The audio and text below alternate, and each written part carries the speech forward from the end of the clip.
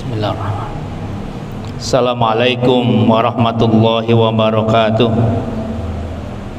Innal hamdalillah nahmaduhu wa nasta'inuhu wa nastaghfiruh wa na'udzu billahi min syururi anfusina wa sayyiati a'malina. May yahdihillahu fala mudhillalah wa may yudlilhu fala hadiyalah. Asyhadu an la ilaha illallah wa asyhadu anna Muhammadar Rasulullah. Allahumma salli ala Rasulillah wa ala alihi wa ashabihi wa mawalah. Amma ba'du fa ya ibadallah, usikum wa nafsi bitaqwallah, faqad fazal muttaqun. Para bapak dan ibu yang saya hormati, alhamdulillah siang ini kita bisa tunaikan salah satu kewajiban kita, salat zuhur berjamaah. Semoga Allah meridhai ibadah dan setiap amal salih kita, amin ya rabbal alamin. Akan kita lanjutkan membaca kitab Al-Kabair yang hari ini akan saya baca Al-Kabiratus Salisah wal Khamsun, dosa besar yang ke-53, yaitu adzal muslimin wa syatmihim, menyakiti kaum muslimin dan mencaci mereka. Menyakiti kaum muslimin baik secara pribadi maupun dalam atau kapasitas mereka kaum muslimin sebagai kelompok, komunitas, golongan, itu termasuk dosa besar. Baik menyakiti mungkin dengan merendahkan kehormatannya, dengan menyebut hal-hal yang membuat mereka jadi sakit hati dan lainnya. Wasyatmihim, mencacinya, apapun yang dicaci, apapun yang dicela ketika itu adalah kaum muslimin atau kelompok muslimin, itu termasuk al-kabair, termasuk dosa besar. Allah Subhanahu wa taala berfirman, walladzina yu'dzunal mu'minina wal mu'minati bighairi maktasabu faqad ihtamalu buhtanan wa ismam mubina.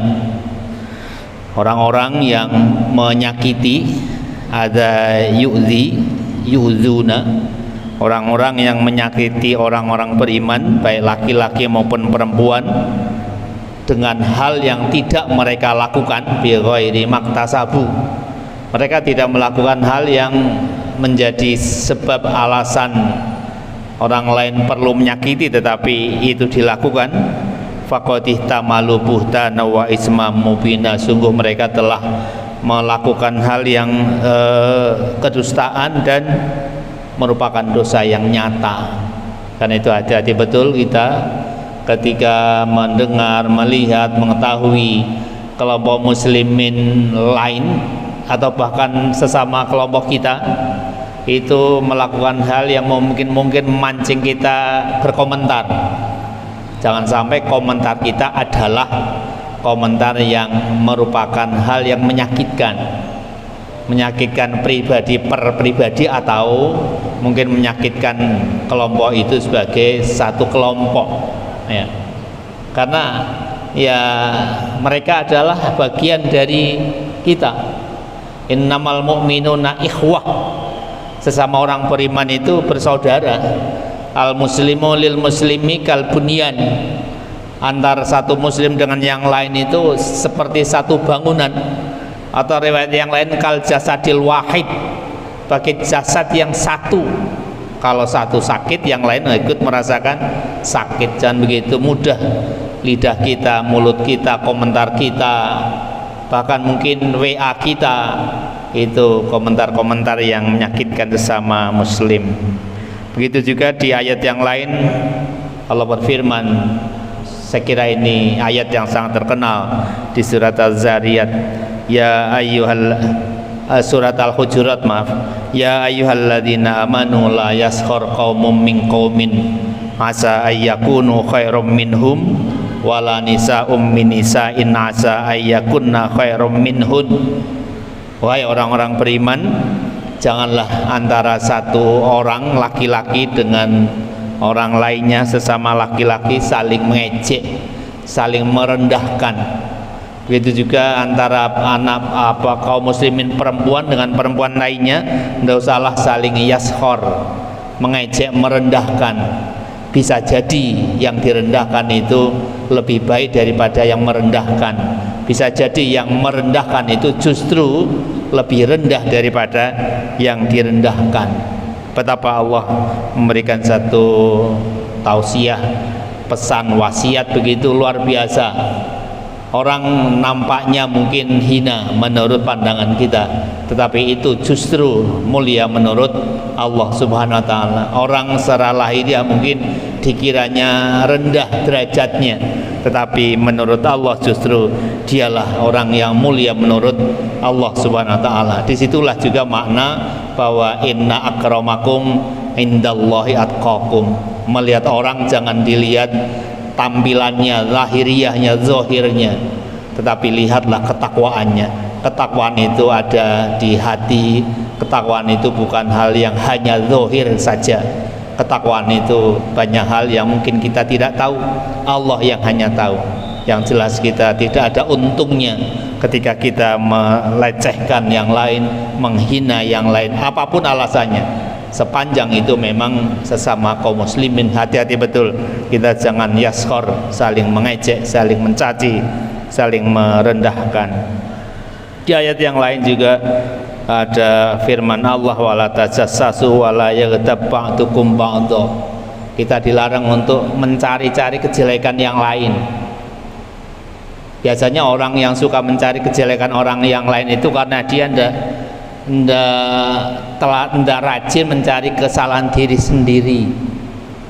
Dia ketunggul cari kesalahan dan kekurangan orang lain. Kenapa sih kita justru tidak mencari kesalahan kita yang pasti lebih banyak? Kenapa kita justru menguliti kelemahan dan kekurangan orang lain? Alangkah baiknya ketika kita justru banyaklah tersibukkan dengan mencari kesalahan kita.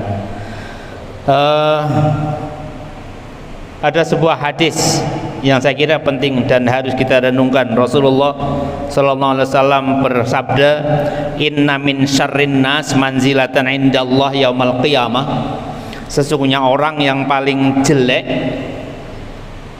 kedudukannya, posisinya di sisi Allah besok di yaumil qiyamah, di hari kiamat adalah man wada'ahun nas, adalah orang yang dijauhi manusia, au tarakahun nas, atau ditinggalkan manusia, ittiqa fahsyihi, karena takut akan keburukannya, takut akan kata-katanya yang tidak nyaman didengar, ucapannya yang mungkin menyakitkan, kalimat-kalimatnya yang mungkin nyelekit begitu. Itu kata Rasul, orang yang paling nanti kedudukannya paling rendah di sisi Allah itu orang yang dijauhi orang, ditinggalkan orang, dihindari orang, karena kalau ketemu dia pasti ada kalimat-kalimat yang menyakitkan, ada sikap-sikap yang merendahkan. Hati-hati betul kita, saya kira penting untuk mawas diri. Kenapa ketika misalnya orang tidak akrab dengan kita, orang menghindari kita, orang menjauhi kita, jangan-jangan karena sikap kita, ucapan kita, kalimat-kalimat kita yang kadang menyakitkan yang lain, menyakitkan orang yang bersama kita. Begitu juga di hadis yang lain Rasulullah SAW bersabda, kullul muslim alal muslim haramun damuhu wa maluhu wa iraduhu. Setiap muslim satu dengan muslim yang lain itu haram. Haram apanya? 3 hal. Pertama, damuhu, darahnya. Tidak sembarang kita boleh mengalirkan darah sesama. Yang boleh itu hanya proses pengadilan oleh yang berwenang. Kalau bukan apa-apa kita tidak boleh kita sembarang mengalirkan darahnya. Wa maluhu, hartanya, harta milik orang itu tidak sembarangan juga kita untuk merampasnya, memperolehnya, memilikinya. Dan yang ketiga, wa iraduhu, kehormatannya.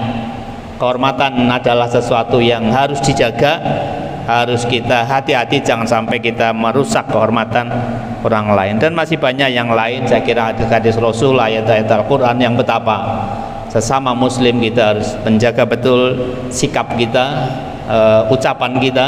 Jangan sampai adal muslim menyakiti sesama muslim, baik sebagai pribadi maupun komunitas, dan juga wasyatmihim, mencaci mereka. Apa sih untungnya kita mencaci? Umpama kita jaga diri, itu saya kira lebih baik bagi yang bersangkutan maupun bagi orang yang kita caci. Semoga Allah menjaga kita, mulut kita, sikap kita, sehingga kita tidak menjadi orang yang melakukan dosa besar. Dan dosa besar itu hanya bisa Allah ampuni ketika kita taubatan nasuha. Subhanakallah wa bihamdika, asyhadu an la ilaha illa anta, astaghfiruka wa atubu ilaik. Assalamualaikum warahmatullahi wabarakatuh.